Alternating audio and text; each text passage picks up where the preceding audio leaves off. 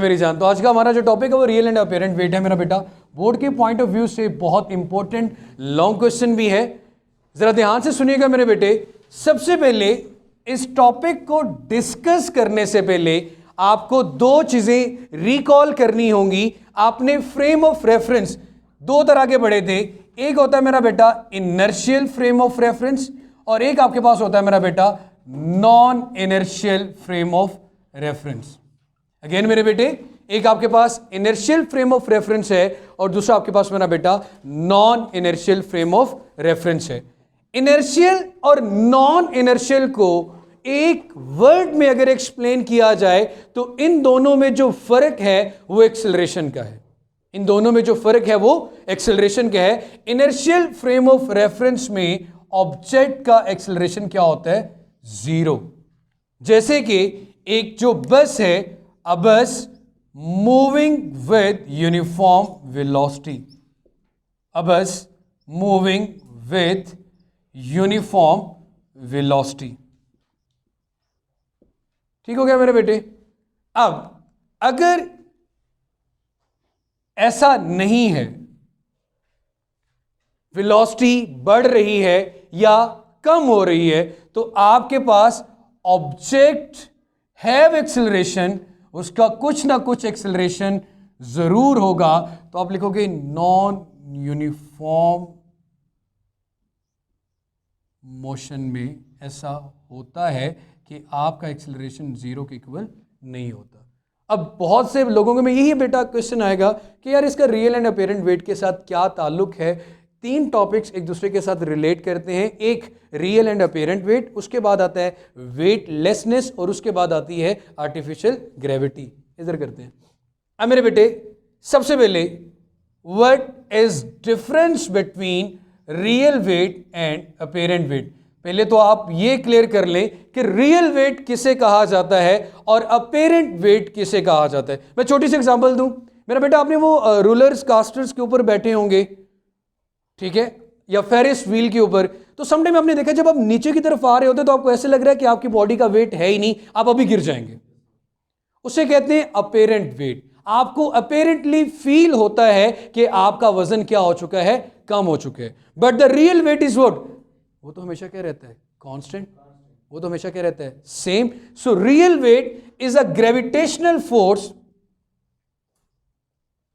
Real weight is a gravitational force that acts on the object due to its mass। ये definition तो आपने 9th class में पढ़ी होगी। Weight is a gravitational force that acts on the object due to its mass। Real weight को measure करने के लिए measured by spring balance. Real weight is measured by spring balance. Real weight को हम major करते हैं किसकी मदद से मेरा बेटा? स्प्रिंग बैलेंस की मदद से। उसके बाद मेरे बच्चे रियल वेट को हम यही कहते हैं मेरा बेटा वेट ऑफ अ पर्सन। किसी भी बंदे का वेट इन इनर्शियल फ्रेम, जहां पे एक्सेलरेशन क्या हो? जीरो हो, उस जगह पे ऑब्जेक्ट का जो वेट होता है उसे क्या नाम देते हैं मेरा बेटा? रियल वेट का। वेट, जैसे कि अभी आप बैठे हुए हैं, आपका वेट, आपका एक्सेलरेशन ना कम हो रहा है ना वेलोसिटी ज्यादा हो रही है। आप बैठे हुए जो लेक्चर ले रहे हैं, आपका रियल और अपेरेंट वेट दोनों इस वक्त सेम है। दोनों इस वक्त क्या है मेरा बेटा? सेम है। आपके फ्रेम ऑफ रेफरेंस का जहां पे आप बैठे हो, इसका एक्सेलरेशन भी क्या है? जीरो है। ये पंखा या जो गाड़ी है या फिर आपका जो रूम है, ये मूव नहीं कर रहा। आप एक इनर्शियल फ्रेम ऑफ रेफरेंस में बैठे हुए हैं। तो इनर्शियल फ्रेम ऑफ रेफरेंस में ऑब्जेक्ट का जो वेट होता है वो कौन सा वेट होता है बेटे? Real weight. So weight of object in inertial frame of reference. Clear हो गया बच्चे? ये तो आपके पास था रियल वेट। इसी तरह आपके पास क्या आ जाएगा मेरा बेटा? Apparent wait. अपेरेंट वेट को आपने बड़े ही सादा अल्फाज में कह देना है कि अगर आप एक ऐसी गाड़ी में बैठे हुए हैं जो स्पीड कभी कम हो रही है कभी ज्यादा हो रही है, तो नॉन यूनिफॉर्मली ऑब्जेक्ट मूव कर रहा है, उस वक्त जो आपका वेट है वो क्या है? अपेरेंट वेट है। जैसे आप फेरिस व्हील में मूव कर रहे हो तो उसके वक्त आपका जो वेट है वो क्या मेरा बेटा? अपेरेंट वेट है। So weight of object, weight of object in non inertial frame of reference, non inertial frame of reference। मेरे बच्चे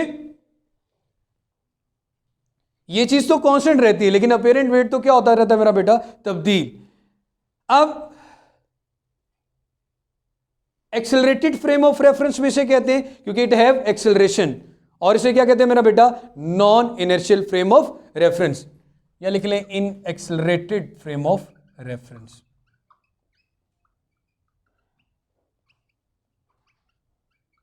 ऑब्जेक्ट जब ऊपर जाता है या नीचे जाता है उसका एक्सेलरेशन या तो अपवर्ड है या फिर आपके पास क्या होता है बेटा? डाउनवर्ड होता है।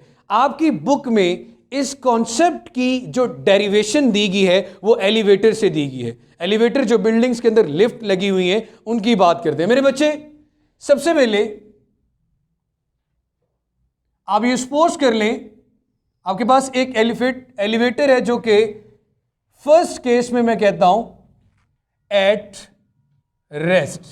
अगर आपका एलिवेटर रेस्ट में है, मूव नहीं कर रहा, तो उसका जो रियल वेट है, रियल वेट की डायरेक्शन तो हमेशा क्या होती है? वर्टिकली डाउनवर्ड, बिकॉज हमने डिफाइन किया real weight is a gravitational force that acts on the object due to its mass. तो मेरे बेटे वेट की डायरेक्शन तो हमेशा क्या होगी? डाउनवर्ड। एक और चीज, अपेरेंट वेट को डिनोट करेंगे टी से और रियल वेट को डिनोट करेंगे डब्ल्यू से। रियल वेट को किससे डिनोट करेंगे? डब्ल्यू से, और अपेरेंट वेट को किससे डिनोट करेंगे? टी से। अब जरा गौर करना मेरे बेटे, ऑब्जेक्ट पे जो अपेरेंट वेट है उसकी डायरेक्शन क्या होगी? फिर ऑपोजिट डायरेक्शन। अब यहां पे ऑब्जेक्ट ना मूव कर रहा है, बैलेंस्ड है, तो उसका एक्सेलरेशन क्या होगा? जीरो। याद रखना, जब मैंने कहा था कि नेट फोर्स और टोटल फोर्स में फर्क सिर्फ इतना है, ये एक ब्लॉक है, इस ब्लॉक पे फोर्स लग रही है 6 न्यूटन 2 न्यूटन, ठीक है मेरा बेटा?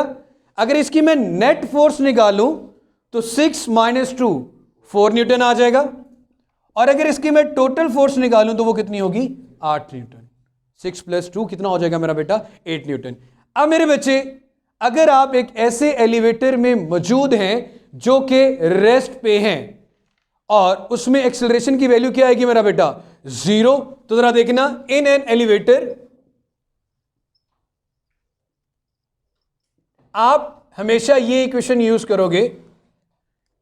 देखो, दोनों की डायरेक्शन ऑपोजिट है, टोटल फोर्स निकालनी है तो ऑपोजिट के लिए दरमियान में साइन क्या आता है? Negative.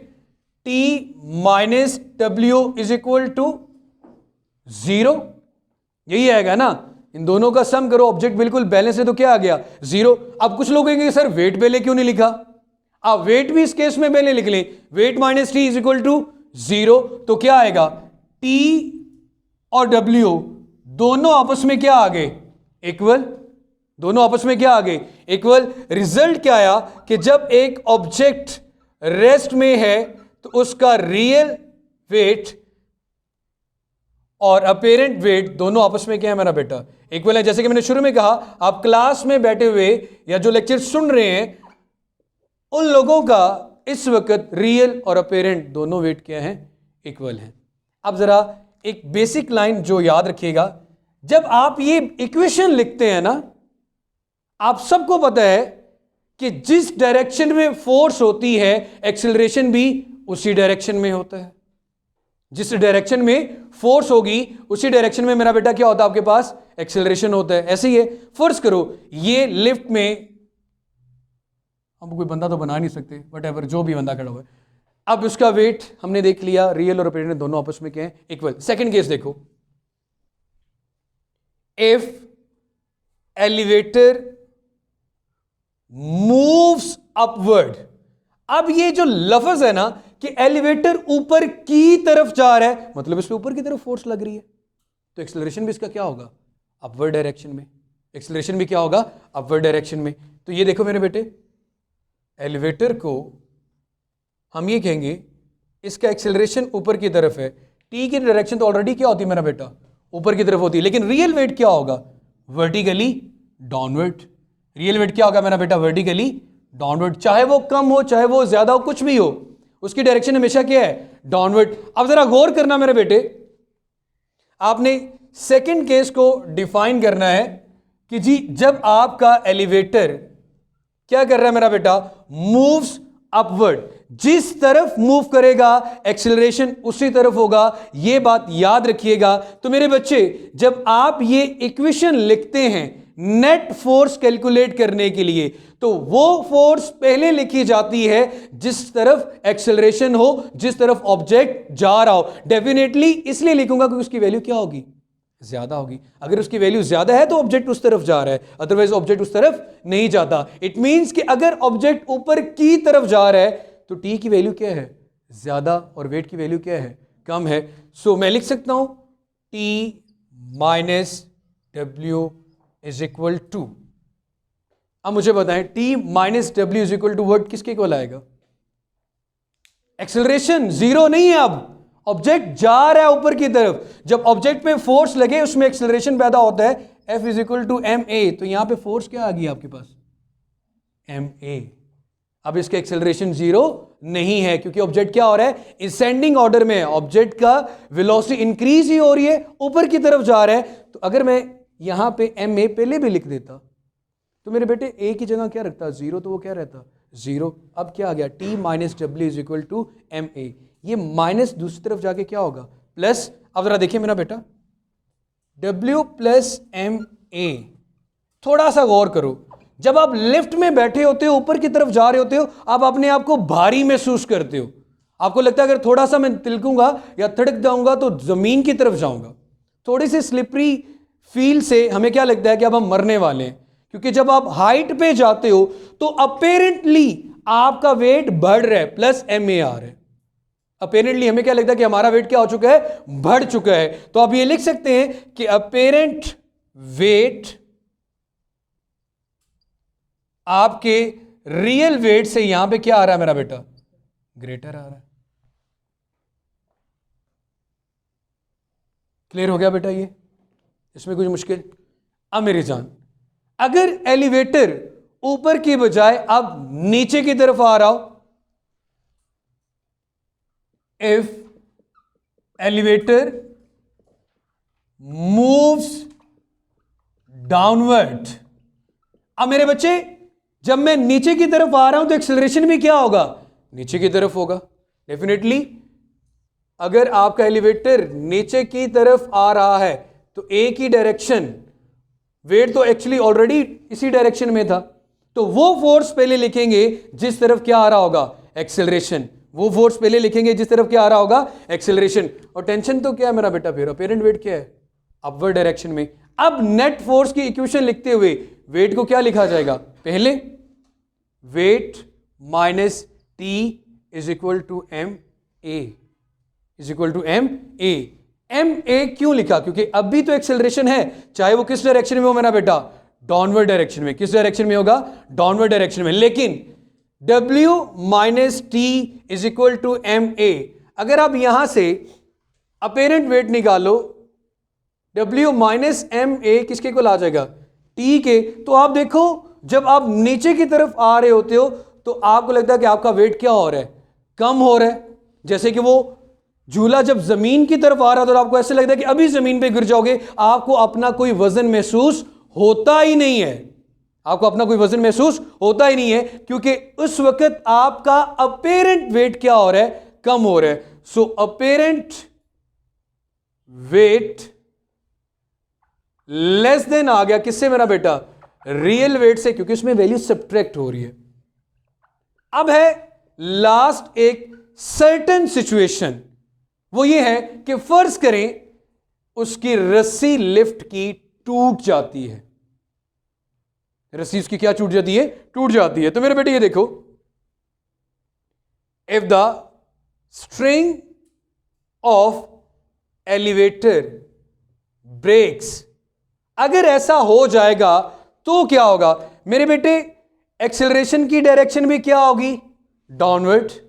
Acceleration due to gravity वो भी क्या होगा, डाउनवर्ड। ऑब्जेक्ट का वेट भी क्या आ रहा है आपके पास, डाउनवर्ड आ रहा है। देखो पहले बात तो ये है कि जब टूटेगी तो जमीन की तरफ ही आएगा, इक्वेशन तो ये आएगी ना, अगर ऑब्जेक्ट नीचे की तरफ आ रहा हो तो मेन इक्वेशन तो यही आती है, W माइनस टी। ये देखना मेरे बेटे इनफॉल, W माइनस टी किसके इक्वल आ गया, ma के, क्योंकि हमें पता है जब लिफ्ट की रस्सी टूटेगी ऑब्जेक्ट जमीन की तरफ आएगा तो ये इक्वेशन आ जाएगी। लेकिन अब आप क्या कह रहे हैं कि आपका जो एक्सेलरेशन है वो किसके इक्वल आ रहा है, due to gravity. In simple कहूं तो ऑब्जेक्ट फ्रीली फॉल कर रहा है, ऑब्जेक्ट क्या कर रहे हैं, फ्रीली फॉल कर रहे हैं। फ्रीली फॉल का मतलब जब उसमें कौन सी फोर्स लग रही हो, ग्रेविटी की फोर्स। तो जब आप A की वैल्यू G के इक्वल पुट करेंगे, मैं यहां से W minus M A is equal to T कर रहा हूं, A की जगह पे भी G पुट कर, वैसे W क्या होता है, mg, A की जगह पे क्या आ गया, mg। T आपके पास आ रहा है मेरे बेटे, मैं यहां पे लिख देता हूं, T आपके पास आ रहा है mg माइनस mg, तो अपेरेंट वेट क्या हो गया, जीरो। अपेरेंटली वेट क्या हो जाता है हमारा, जीरो हो जाता है जब ऑब्जेक्ट की वो मतलब क्या कर रहा हो, फ्रीली फॉल कर रहा हो, उसमें सिर्फ और सिर्फ कौन सी फोर्स लग रही होती है, ग्रेविटी की फोर्स लग रही होती है। अब थोड़ा सा अगर इस पूरे टॉपिक को समराइज करें तो ये है कि अगर आपकी लिफ्ट अपवर्ड डायरेक्शन में जा रही है तो आपने क्या कहा कि अपेरेंट वेट रियल वेट से, अपेरेंट वेट को किससे डिनोट करते हैं, W से, रियल वेट से, sorry, T is greater then W। Apparent wait ज्यादा होता है, हमें ऊपर जाते हुए अपने आप हैवी फील होता है, और अगर यही लिफ्ट आपके पास डाउनवर्ड डायरेक्शन में आ रही हो तो हमारा रियल वेट क्या होता है, ज्यादा होता है। किससे मेरे बेटे, या रियल वेट ज्यादा होता है। अब हम ये कहेंगे अगर आपके पास apparent weight is greater than, यहां पे भी मैंने यही लिखा, वहां पे भी यही लिखा, किसी ने बताया ही नहीं। अगर आपकी लिफ्ट अपवर्ड डायरेक्शन में जा रही थी तो आपने कहा अपेरेंट वेट बढ़ रहा है। अगर आपकी लिफ्ट किस में आ रही है मेरा बेटा, डाउनवर्ड डायरेक्शन में, तो आपका अपेरेंट वेट कम हो रहा है। जहरी सी बात है, जब आप मेरा बेटा नीचे की तरफ आते हो आपको अपना वेट बहुत कम महसूस होता है, और जब बिल्कुल टूट जाए रस्सी तो फिर होता ही नहीं है। तो यहां पे आप क्या लिखेंगे कि आपका जो अपेरेंट वेट है वो रियल वेट से क्या आ रहा है मेरा बेटा, कम आ रहा है। क्या आ रहा है मेरा बेटा, कम आ रहा है। ग्रेटर के साइन की जगह क्या आ जाएगा, लेस देन का साइन। रियल वेट यहां पे ज्यादा है और अपेरेंट वेट यहां पे कम है। और लास्ट वन आपने क्या कहा मेरा बेटा, कि अगर आप ऊपर गए फिर मेरा बेटा नीचे की तरफ आए, और बिल्कुल अगर आप क्या करें मेरा बेटा, लिफ्ट ब्रेक हो जाए, A की वैल्यू G की आ जाए, तो अपेरेंट वेट हो ही क्या जाता है, जीरो। और पहला केस ये था कि अगर आपके पास एक्सेलरेशन जीरो आएगा तो T और W दोनों आपस में क्या आएंगे, इक्वल आएंगे। ऑब्जेक्ट अगर इनर्शियल फ्रेम ऑफ रेफरेंस में है, उसका एक्सेलरेशन अगर जीरो है तो आपके पास रियल और अपेरेंट वेट में कोई फर्क नहीं है। जैसे आप ऊपर की तरफ जाते हैं आपको अपना वेट कम होता महसूस होता है, इसे वेटलेसनेस कहते हैं। तो मेरे बेटे आपका अपेरेंट वेट कम हो रहा है, रियल वेट क्या है, ज्यादा। जब आप जमीन की तरफ आते हैं मेरा बेटा तो आपको अपना रियल वेट महसूस ही नहीं होता। आप कहते हो हमारा वजन इतना कम हो गया, जैसे कि वो फेरिस व्हील नीचे की तरफ आते तो एक दिल में होल सा करना शुरू हो जाता है कि अभी मैं गिर जाऊंगा। उसमें आपका अपेरेंट वेट आपको क्या महसूस होता है, कम महसूस होता है। इसी तरह अगर रस्सी टूट जाए तो आपको यही लगेगा बिल्कुल सीधा जमीन की तरफ जाना है, कोई भी चीज मुझे सहारा नहीं दे रही, तो आपका अपेरेंट वेट कंप्लीटली क्या हो गया, जीरो हो गया। समटाइम बड़े सादा लफ्जों में अगर कोई बात करे, जैसे कि हमारे टीचर कहते थे कि अगर आपने अपेरेंट वेट को इमेजिन करना है, वो फोर्स जो आपको गिरने से बचाए, बड़े सादा अल्फाज में अगर बात की जाए, वो फोर्स जो आपको गिरने से बचाए। ऊपर की तरफ लेके जा रही है तो मतलब वो ज्यादा है, नीचे की तरफ आ रही है तो वो कम है। शॉर्ट फॉर्म में बता दिया ना, रियल एंड अपेरेंट वेट अगर आपको कंफ्यूज करे कि जो चीज आपको ऊपर की तरफ लेके जा रही है वो क्या है, अपेरेंट है, जो चीज जमीन की तरफ लेके आ रही है वो आपका क्या है मेरा बेटा। जब जमीन की तरफ आएगा तो रियल वेट ज्यादा हो जाएगा और अपेरेंट क्या हो जाएगा, कम हो जाएगा। तो ये मेरा बेटा हमारा लास्ट लेक्चर था, सॉरी लास्ट लेक्चर क्या, इसके बाद कल बात करेंगे।